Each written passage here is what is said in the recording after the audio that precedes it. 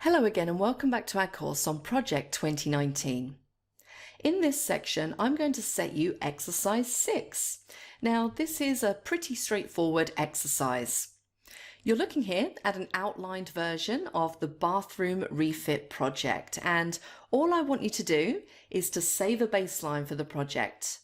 Now, bear in mind that the dates you have will almost certainly not be the same as the dates that I have, so I can't tell you specifically, for instance, when your project starts and ends.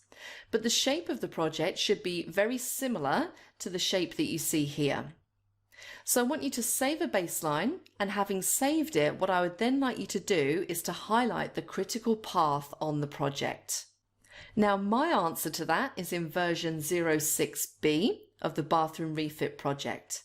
And with the critical tasks filtered, you can see the critical path on the bathroom refit project. Obviously, it's a completely different proposition to the wedding because there really aren't any gaps, and in many places, there are 2 or more critical tasks in progress. So there we are, that's what you're aiming for. That's my sample answer to exercise 6, and that's the end of this section. I will see you in the next one.